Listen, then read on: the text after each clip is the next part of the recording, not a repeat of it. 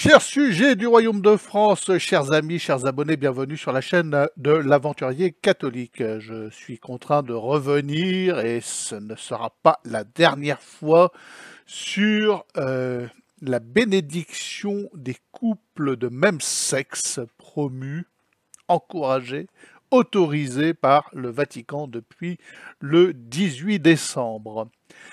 J'y reviens parce que ça y est, le grand cirque commence. Nous voyons surgir tout un tas de débunkers catholiques qui vont nous expliquer que oui, mais non, nous n'avons pas bien compris, c'est plus complexe qu'il n'y paraît, etc., etc. Bien, donc je dois revenir sur cette question. Tout d'abord, une première remarque. Toute la presse mondiale, dans son unanimité, dans son intégralité, à commencer par la presse dite chrétienne, que ce soit la presse écrite, la presse audio, et toute la presse mainstream d'une manière générale non confessionnelle, titre « Le Vatican autorise les bénédictions homosexuelles, un grand pas vers le mariage, etc. » Toute la presse, à commencer par Vatican News, n'est-ce pas, qui reprend de grands passages du texte concerné et qui nous en fait un descriptif assez honnête, ma foi. Donc, pourquoi, si c'est plus complexe qu'il n'y paraît, toute la presse comprend la chose de cette manière? Je pose la question à tous les débunkers. Eh bien, parce qu'encore une fois, comme à son habitude, Bergoglio sème une confusion extrême sur des sujets, la foi et les mœurs, sur laquelle il ne peut y avoir aucune controverse possible. Sur ces sujets-là, la parole de l'Église doit être limpide et ne pas prêter le flanc à une controverse, à une tentative de justification, à un « oui, mais il n'a pas voulu dire que, vous n'avez pas bien compris », etc. Ce n'est pas possible. Dans la mesure où dans l'esprit de certains, il y a confusion, il y a une possible mauvaise compréhension de la part de certains, alors il faut expliquer, c'est que les paroles dites par ce dicaster pour la foi ont un but unique, c'est que toute la presse mondiale puisse titrer unanimement « Enfin, le Vatican et le pape bénissent les couples homosexuels, quel progrès immense, et bientôt le mariage et tout ça. » C'est le seul but. Le seul but. D'autre part, il faudra qu'un prêtre vienne m'expliquer comment il peut faire une bénédiction qui n'est pas liturgique. Qu'est-ce que c'est que ce charabia? Puisque toute la démonstration du dicaster pour la foi repose sur « oui, mais alors la bénédiction des couples de même sexe ne doit pas être liturgique ». Alors qu'est-ce que c'est qu'une bénédiction qui n'est pas liturgique? Moi j'ignore totalement ce que c'est, mais est-ce que c'est par exemple une bénédiction qui n'est pas faite au nom du Père, du Fils et du Saint-Esprit, assortie d'un signe de croix? C'est ça?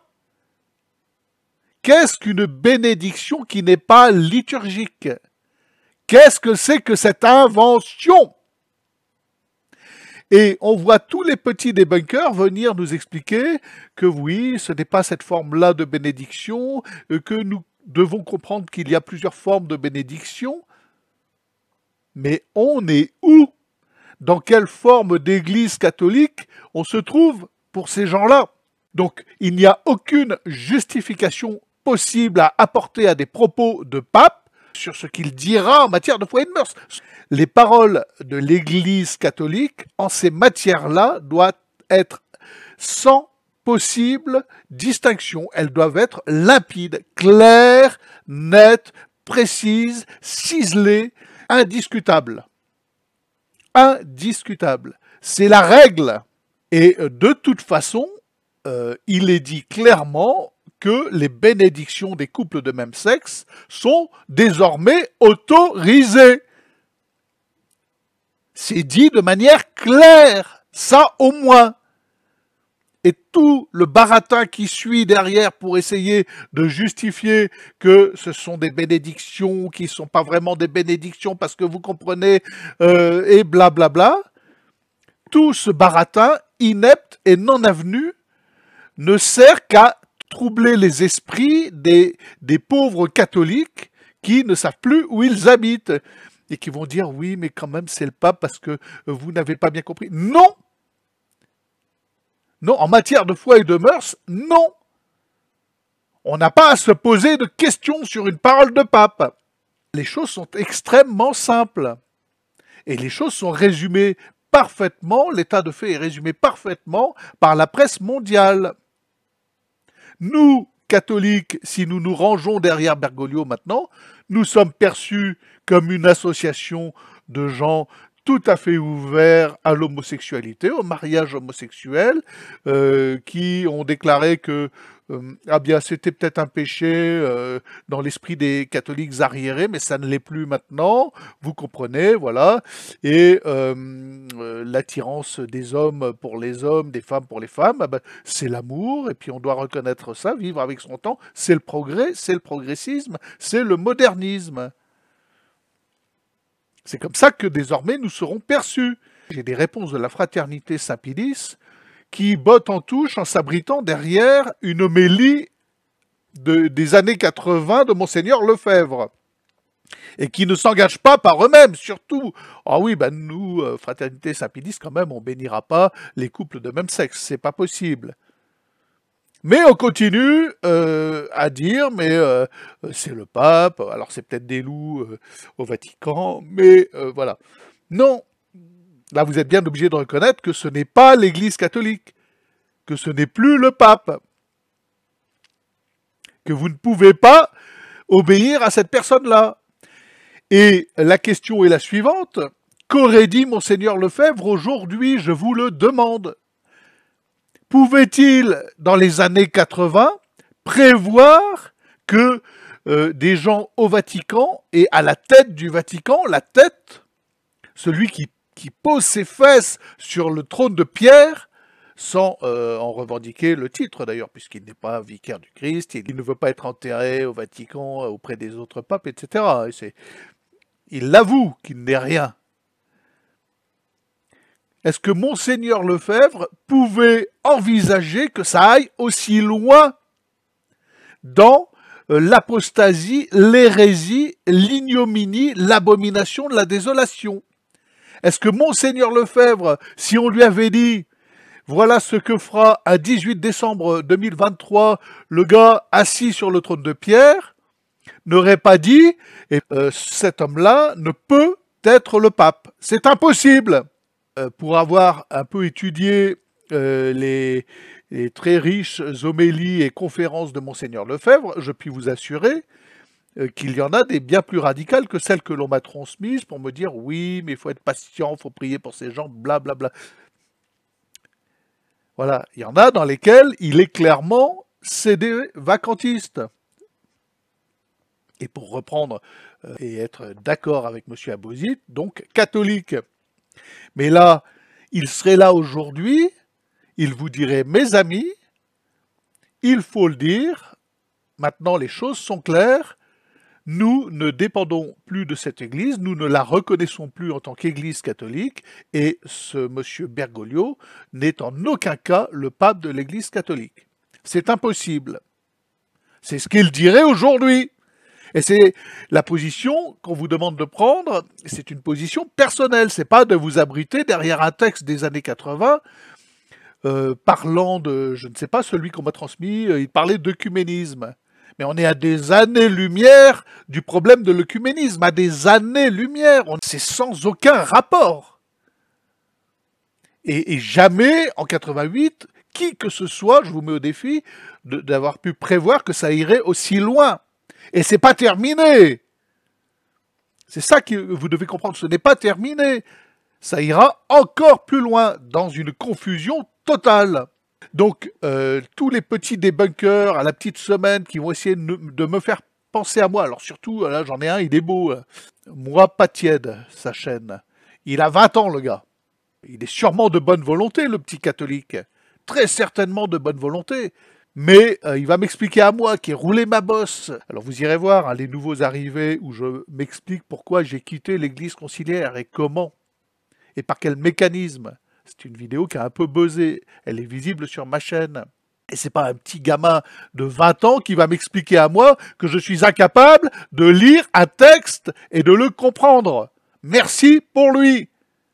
Bonjour à tous, alors un sujet hyper clivant qui vient de sortir aujourd'hui, il y a beaucoup de journaux qui en parlent, beaucoup de gens qui en parlent, une déclaration doctrinale qui ouvre la bénédiction à des couples irréguliers, donc on voit les couples qui ne sont pas mariés, les couples homosexuels. Alors il faut prendre ça avec des pincettes parce que c'est annoncé comme ça, mais c'est beaucoup plus compliqué que ça.